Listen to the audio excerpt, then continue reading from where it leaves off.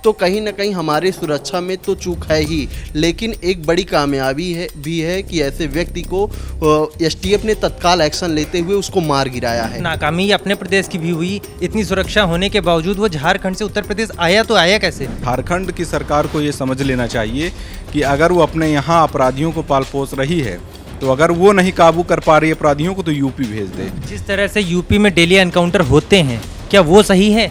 उसको ये नहीं पता कि उत्तर प्रदेश जाएंगे तो वहाँ तो आए दिन एनकाउंटर होते हैं वहाँ। जिस तरह से ये एनकाउंटर हुआ, क्या ये सही है? देखिए, जो अगर वो अपराधी है तो सही हुआ।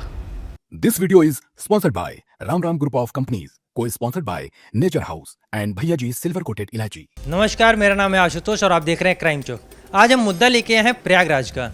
प्रयागराज में जिस तरह से एनकाउंटर हुआ, ठीक है, वो 5 लाख का इनामी भी था, वो भी ठीक है, लेकिन मुद्दा ये उठता है कि जिस सूबे को कहा जाता है कि सबसे सुरक्षित सूबा है, वहाँ पे वो झारखंड से उत्तर प्रदेश कैसे आ जाता है, वो भी AK-47 जैसे हथियारों के साथ।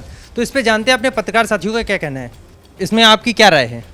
देखिए, जिस तरीके से वो 5 लाख का इनामिया था और उत्तर प्रदेश आया, ये AK-47 लेके आया, तो कहीं ना कहीं हमारे सुरक्षा में तो चूक है ही, लेकिन एक बड़ी कामयाबी भी है कि ऐसे व्यक्ति को एसटीएफ ने तत्काल एक्शन लेते हुए उसको मार गिराया है। नाकामी तो उस प्रदेश की है ना जहां पर 5 लाख का इनामिया पैदा हुआ और वो वहां से टहलते हुए उत्तर प्रदेश आ गया, तो सबसे ज़्यादा नाकामी उसी प्रदेश की है। नहीं तो नाकामी अपने प्रदेश की भी हुई, इतनी सुरक्षा होने के बावजूद वो झारखंड से उत्तर प्रदेश आया तो आया कैसे? ये अपने आप में बहुत बड़ा सवाल है। कौन जानता है कि वो कौन कब कहाँ आया है? हो सकता है वो रात में ही पहुंचा हो, और इंटेलिजेंस जब उसको देखेगी, उसकी निगरानी करेगी, तो उसमें तो थोड़ा समय लगेगा ही ना। हो सकता है उसने जब सीमा में प्रवेश किया हो तब से ही निगरानी की गई हो और प्रयागराज पहुंचते पहुंचते उसको ढेर कर दिया गया हो।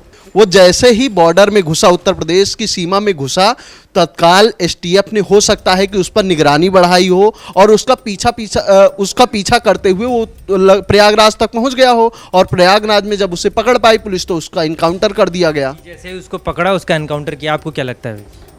प्रयागराज का एनकाउंटर ये बताने के लिए काफ़ी है कि अगर यूपी में अपराध होगा या कोई अपराधी अपराध बोध के साथ घुसेगा तो उसके साथ क्या व्यवस्था की जाएगी, उसके साथ क्या सलूक किया जाएगा, यूपी में अपराधियों का किस तरीके से स्वागत किया जाता है, ये बहुत बड़ा संदेश है। तो झारखंड की सरकार को ये समझ लेना चाहिए कि अगर वो अपने यहाँ अपराधियों को पाल पोस रही है तो अगर वो नहीं काबू कर पा रही अपराधियों को तो यूपी भेज दे, और यूपी भेज देगी तो जिस तरीके से अभी प्रयागराज में एनकाउंटर हुआ है, ऐसे यूपी में डेली कोई ना कोई एनकाउंटर होते रहते हैं। जिस तरह से यूपी में डेली एनकाउंटर होते हैं, क्या वो सही है? एनकाउंटर, किसी भी अपराधी का अगर एनकाउंटर हो रहा है तो उसमें क्या गलत है? अगर कोई अपराध कर रहा है तो अपराधियों के साथ वही सलूक किया जाना चाहिए जो हो रहा है।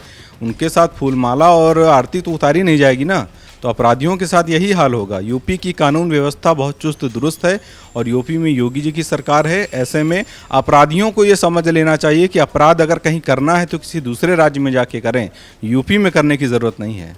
जिस तरह से बताया कि यूपी में अपराध करने की ज़रूरत नहीं है, अपराध करना है तो किसी दूसरे राज्य में रहें, यूपी में आएंगे तो तुरंत एनकाउंटर हो जाएगा। आपको क्या लगता है? सही कहा भैया ने, जैसे बताया सही कहा। उसको लगा कि उत्तर प्रदेश में चलते हैं, बच जाएंगे, बहुत सुरक्षित जगह है।